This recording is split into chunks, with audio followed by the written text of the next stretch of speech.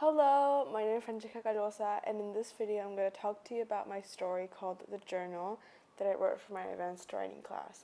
I'm going to just touch on some points that I feel like are important, and I'm going to read to you some parts that are my favorite. Okay, so before I start talking about how I came to the idea of writing the story and the characters and stuff like that, I'm going to give you a little bit of a summary so that you can understand better. So the story is about a girl named Lily, and she's engaged to this man named Jack. Jack comes from a very wealthy and powerful family. So the most important thing you have to remember when I'm reading the story to you and all throughout this video is that Lily, the girl in the story, the main character, is a Faraday. Faraday coming from the name Michael Faraday. He's a scientist, and he had to do a lot with electromagnetism and a lot of discoveries in that field. Okay, so the story is basically about a journal, a notebook. That's where I got the idea of the title.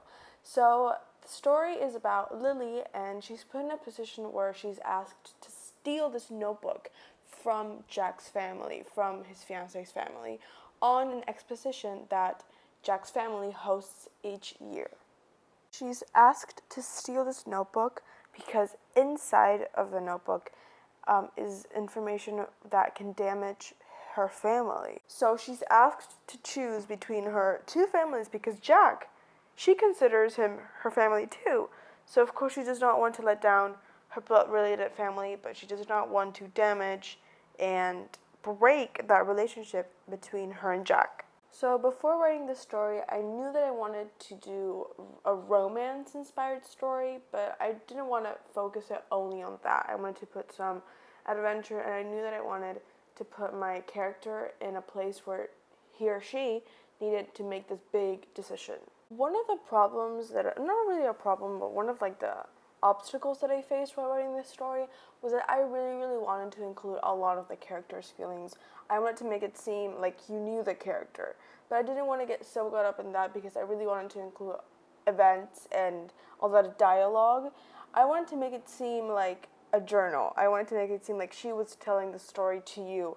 So during writing, I did a lot of editing and a lot of thinking, and I had to really organize my thoughts because I didn't want to make it boring for the reader. One of the things that I learned, and a major obstacle to me, was that I had a lot of ideas, and they were just floating ideas. They didn't really have a structure behind them. So while I was writing it, it was really messy, and it didn't make sense.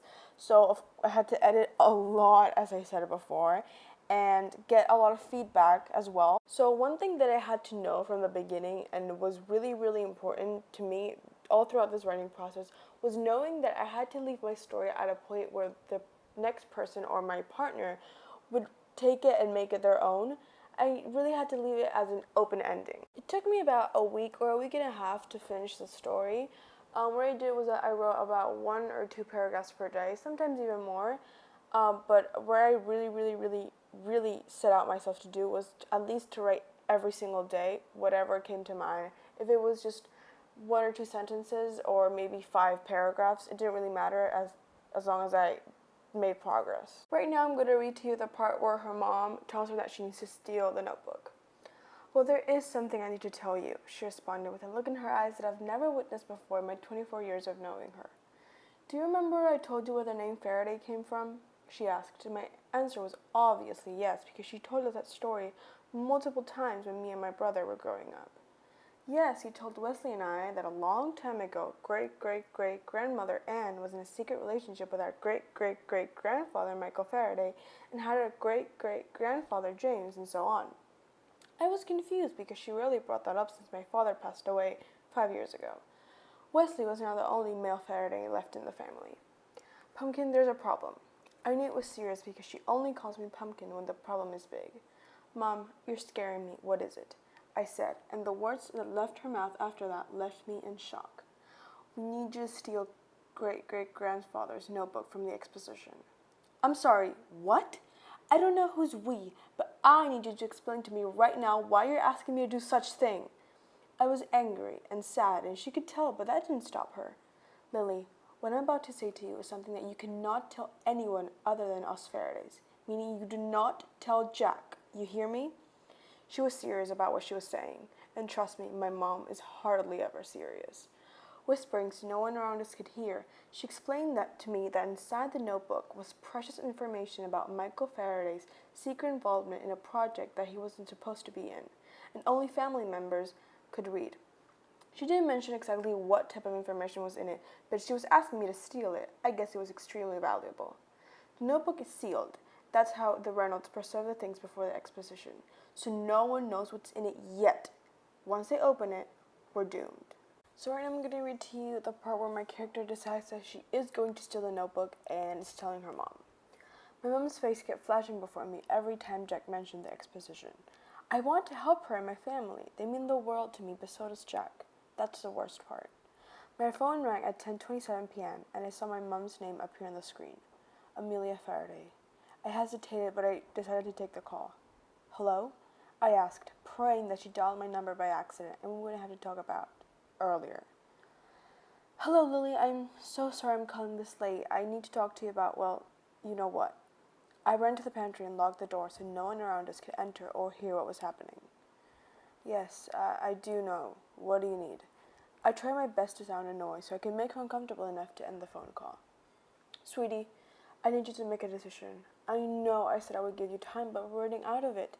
If you choose to not do it, it's alright. But I also need you to take into consideration that us Faradays are counting on you. So please, choose wisely.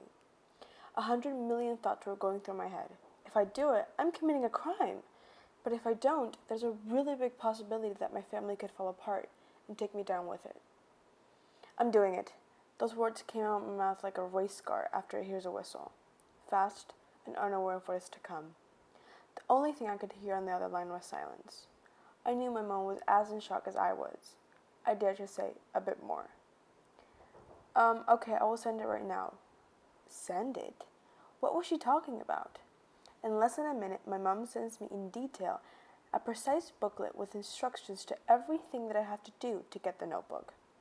It's confidential information, sweetie, so don't let anybody see it, okay? Said my mom with a flat tone in her voice. Yes, talk to you later. Bye, Mom, I said. I wanted to end the call as soon as I could. All right, hun, good night. And as she was going to hang up, she says, Thank you. You're really saving us. And she ends the phone call. The last thing I'm going to read to you is the last thing I wrote in the story before handing it over to my partner. I started to walk away from Jack and started to look for the door that led to the displays. I remember the page of the booklet and a clear picture of the doorway, a shiny black door that blended almost perfectly with the color of the wall. The only way you knew it was there was knowing. The entrance to the room of displays was next to a Renaissance painting of a woman lying in a bed of flowers surrounded by angels. I smiled and remembered that my mom always told me that we all have guardian angels. I hoped that mine would protect me right now. I looked to see that no one was around and took out a bobby pin from my hair. I twisted it so it would match the keyhole and wiggled it around until the door was open. Quietly, I went looking for the notebook. It took me about 5 minutes to find it, but eventually I did. A brown leather notebook with Michael Faraday written in the middle. I admired it and a tear went down my cheek. Wiping it off as fast as I could, I grabbed the notebook, and just then I heard his voice. For my final thoughts, I really enjoyed this writing process. I liked every aspect of this experience.